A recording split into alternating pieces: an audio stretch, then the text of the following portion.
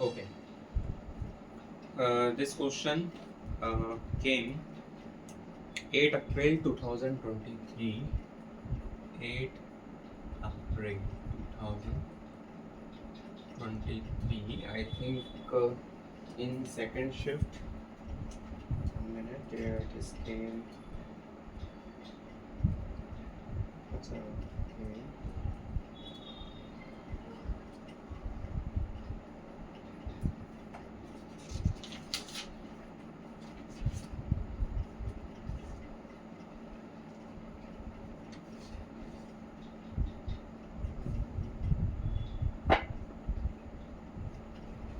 Okay. Let's see. I don't know which shift it is, first or second. You can change this. हो गया. इस question में given है यहाँ पर P मैट्रिक्स 2x2 का मैट्रिक्स है. अब ये P बहुत स्पेशल मैट्रिक्स है. ठीक है, सोच लो क्या है ये, मैं बता रहा हूँ. अदरवाइज ए मैट्रिक्स है इस तरीके से एंड Q दिया है P इंटू ए इंटू पी ट्रांसपोज ना. Q भी एक मैट्रिक्स है वो इस तरीके का है और यहाँ पर तुम्हें P transpose into Q to the power 2007 into P is equals to this matrix के बराबर है. तो you have to calculate 2a plus B minus 3c minus 4d. ठीक है, ओके.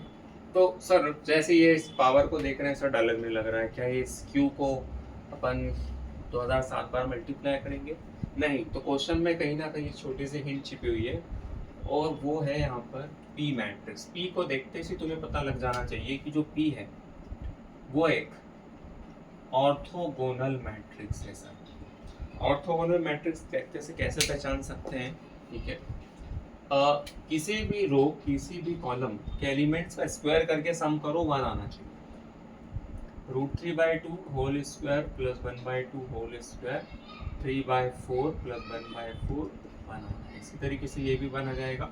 कॉलम भी देखेंगे, ठीक है, 1 आएगा. कोई भी कॉलम ले लो तो इससे पता चल रहा है कि P इज ऑर्थोगोनल. यदि P यदि ऑर्थोगोनल है तो तुम्हें पता होना चाहिए P इंटू पी ट्रांसपोज या P transpose into P is always equals to I.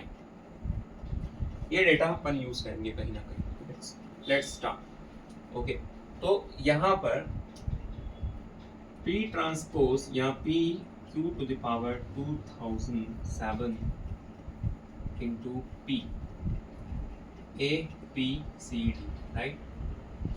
क्यों ना मैं कुछ इस तरीके से लिखूं कि P ट्रांसपोज Q है, Q is equal to what? P A P transpose. P A P transpose एक बार हो गया.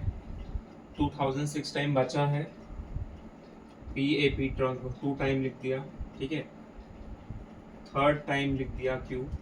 कितने टाइम बचा है यहाँ पर? P A P ट्रांसपोज, ये मैंने लास्ट टाइम लिख दिया डॉट डॉट और लास्ट में P लिख दिया है. This whole is equals to A B C D, right. अब ध्यान से यहाँ ऑब्जर्व करना है कि मैं 2007 टाइम्स मैंने Q को लिख दिया है. ठीक है, P ट्रांसपोज लास्ट में P है. अब मैं यहाँ ऑब्जर्व कर रहा हूँ कि इन दोनों को देखो. ठीक है, इनको देखो, इनको देखो. ऐसे ही क्रम चलते जाएगा, सीक्वेंस चलते जाएगा. लास्ट में ये आएगा और ये आएगा. ठीक है, तो ये दोनों मिलके हो गया I. यहाँ हो गया I, यहाँ हो गया I चलते जाएगा. लास्ट में ये I आया, ये I आया और बीच में क्या है? बीच में सर ये A बचा. A A A. ठीक है, सी 3 बार 2007 में से 3 टाइम्स मैंने इस ब्रैकेट को लिखा है तो 3 बार A आया है सर. तो 2007 टाइम बार जब मैं ये लिखूंगा तो मुझे A भी कितने बार मिलेगा? 2007 टाइम्स. समझ पा रहे हो? I A. ठीक है, लास्ट में 2007 टाइम्स मुझे A मिल जाएगा. तो I तो कैंसिल, तो A into A into A into A is equal to what? A B C D. तो A की पावर 2007 इज इक्वल्स टू आ गया यहाँ पर ABCD. अब A में भी एक कॉन्सेप्ट है प्यारा सा.